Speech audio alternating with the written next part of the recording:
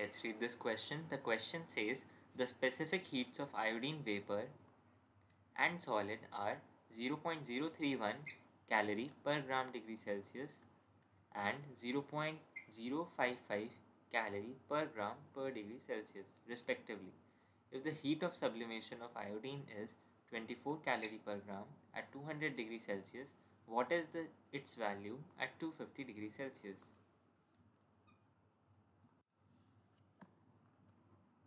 Key concept. सबसे पहले हम लिखेंगे जो हमारा रिएक्शन हो रहा है, यानी कि आयोडीन सॉलिड स्टेट, सब्लिमेशन के अंदर solid state to gaseous state में कन्वर्जन होता है, तो आयोडीन सॉलिड स्टेट से गैसियस स्टेट में हमारा कन्वर्ट हो रहा है। सेकेंड कॉन्सेप्ट, जो डेल्टा CP होता है उसकी वैल्यू होती है the summation of CP of products minus the summation of CP of the reactant.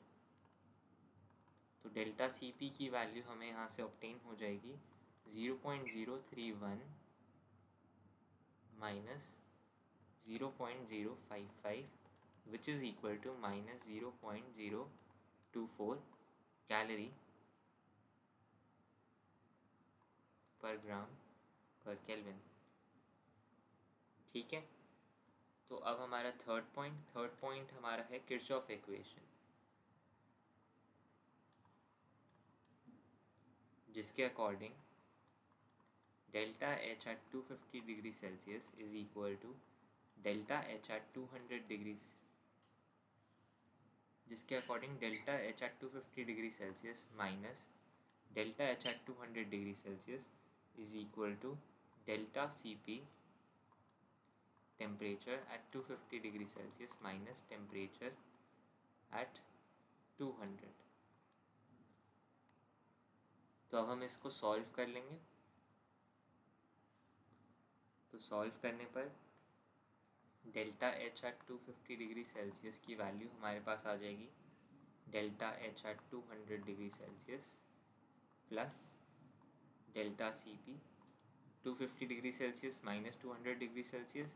अगर केल्विन में भी कन्वर्ट करेंगे तो क्योंकि हम सब्ट्रैक्ट कर रहे हैं तो वैल्यू सेम रहेगी, जो कि 50 आएगी हमारे पास, is equal to delta H at 200 degree Celsius हमारे पास गिवन है क्वेश्चन के अंदर हीट ऑफ सब्लिमेशन के फॉर्म में, जो कि 24 कैलोरी पर ग्राम।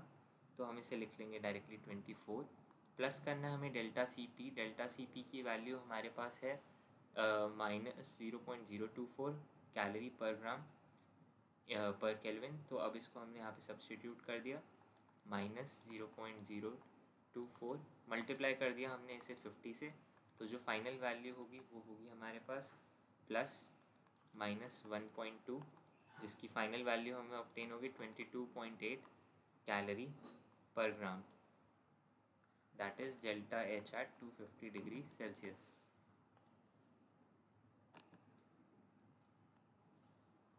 ठीक है, तो so the final answer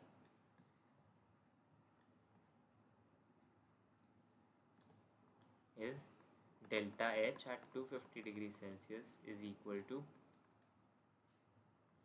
delta H हमारा at 250 degree Celsius